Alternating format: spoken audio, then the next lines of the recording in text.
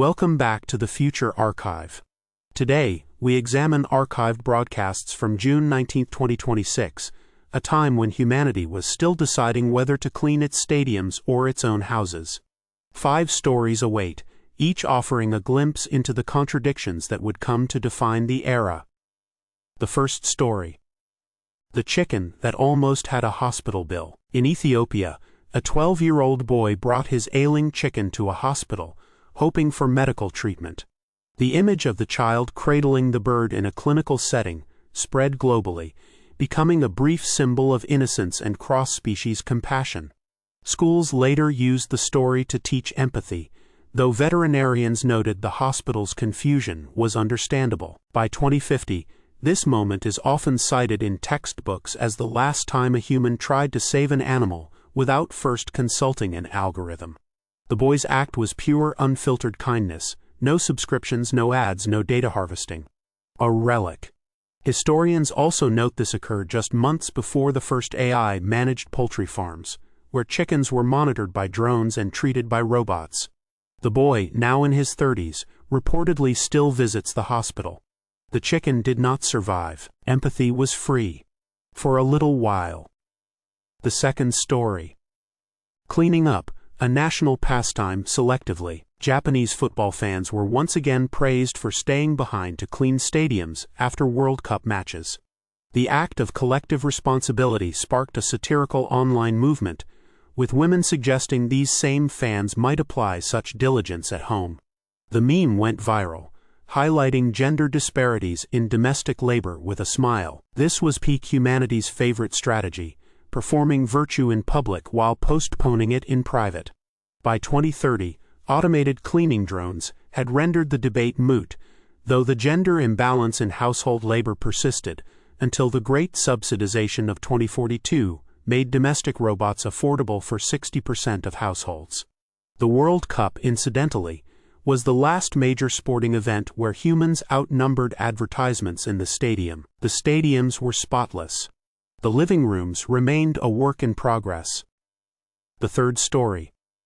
The regulator, who couldn't regulate his own jokes. The UK's top data and AI regulator resigned after a series of inappropriate jokes surfaced online.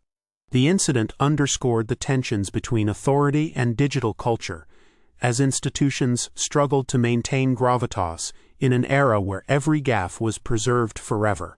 The official's departure left a temporary vacuum in AI oversight. The early days of AI safety committees, ceremonial, underfunded, and occasionally staffed by people who didn't understand that the internet remembers everything.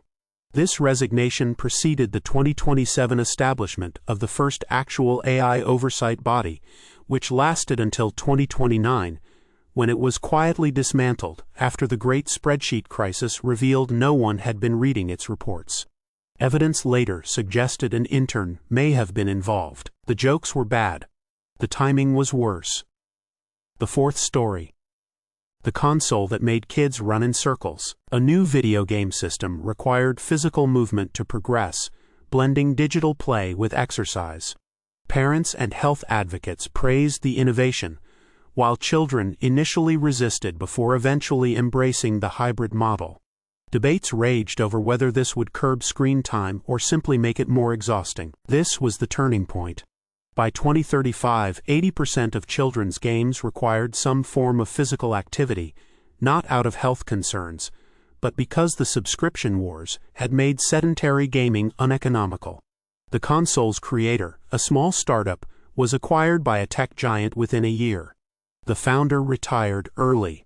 The tech giant still charges a monthly fee for the classic sedentary mode add-on. Capitalism solved childhood obesity. Briefly. The fifth story.